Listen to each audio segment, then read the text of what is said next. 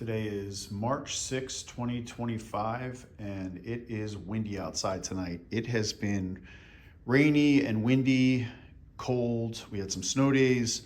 Not good riding weather this winter, but that's going to change soon. So before we get into the riding season, I wanted to get new tires on my bike.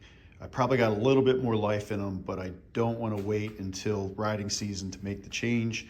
Don't want to worry about my tires. I plan on doing a lot of riding this spring and summer up and down the East Coast.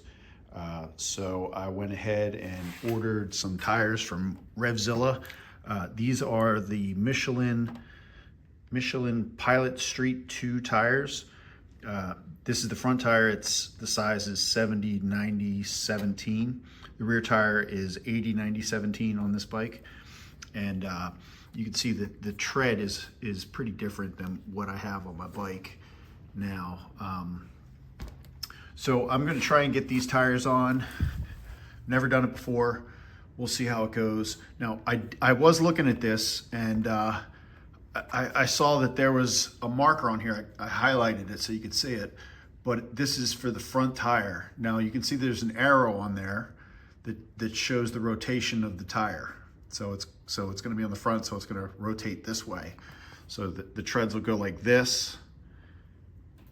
And so I assumed that both tires were going to go that way, but that is not the case. My son looked at the tire and he said, "Dad, there's a rear arrow pointing in the opposite direction." So thanks to him, he pointed out that on the rear, this tire is, as you can see, it's going to rotate this way, which means the rear tire is going to be mounted like this.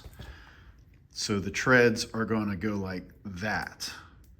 And the reason that they do that is this is better, rotating in this direction on the rear tire is better for acceleration and grip, whereas going in this direction on the front, it's better for braking. So pay attention to your tires if you get them. Some tires are marked as front only or rear only.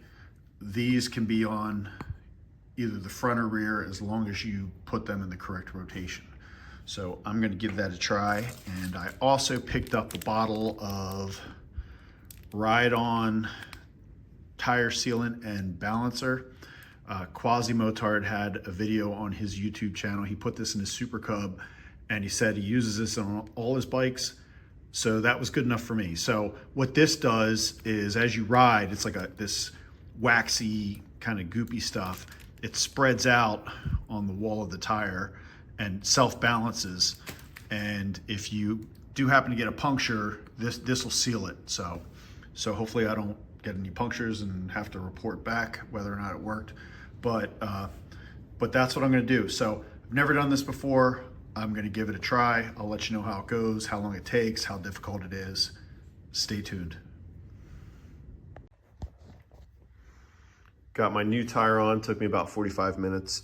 I struggled a little bit getting that first bit of the tire off the rim, and then when I was putting the new tire on, that last bit took a lot of effort to get that on.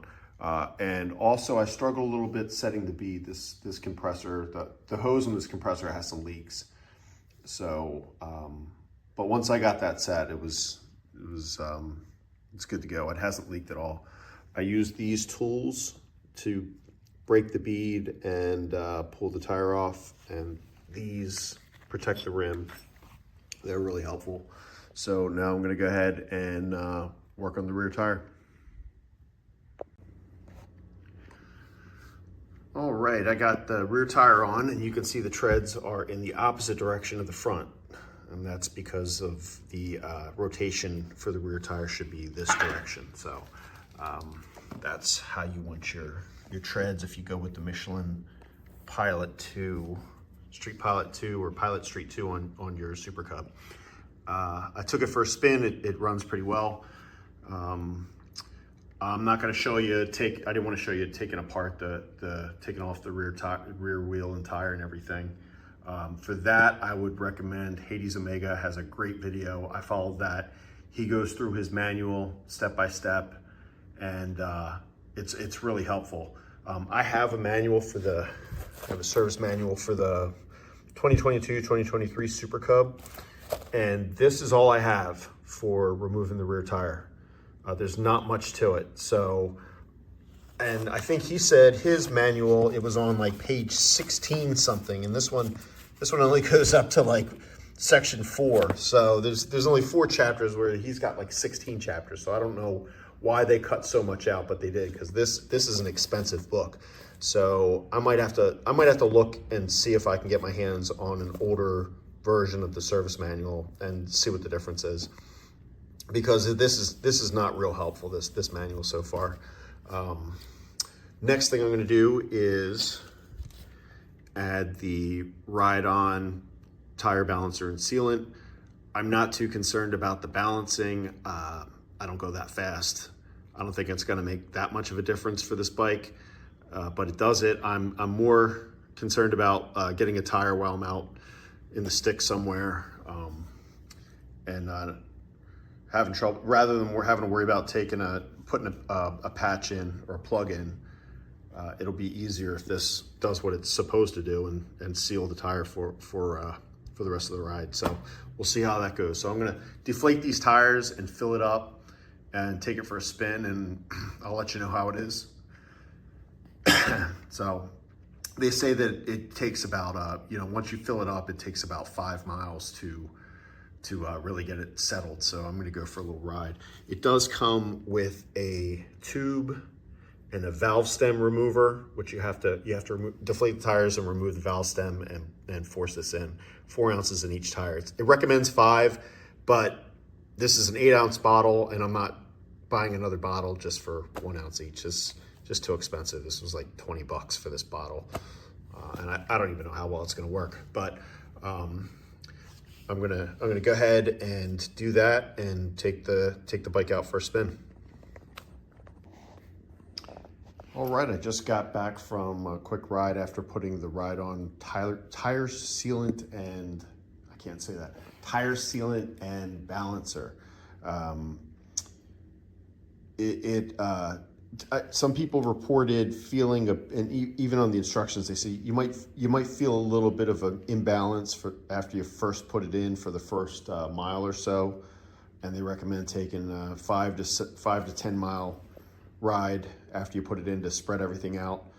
I just took a 7-mile ride. I didn't feel a thing. I didn't really expect to. I mean, it's only 4 ounces in each tire, and I really don't get up to high speeds around here, and it's rush hour. So I took it on a 7-mile spin, didn't feel a thing, hoping I don't have to worry about any flats now. I still carry a plug kit and an air compressor just in case, a little tire inflator, in case we do need to do some emergency work when we're out in the country doing our gravel roads and some of the potholes and stuff out there. So we'll see. Hopefully it's worth it. And the tire change was not a problem. I think you can do it. If I can do it, you can do it. Make sure you watch Hades Omega's video on removing a rear tire and replacing the tires on the Super Cub.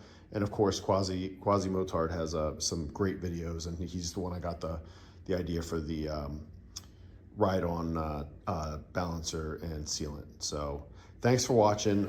Please like my videos, subscribe. I hope to get more out this spring and summer now that riding season's back. Just doing it for fun, just doing it to learn how to work on a bike, and maybe you guys can learn something here, and if not anything, realize that you can do it too. If I can do it, you can do it. So thanks a lot for watching.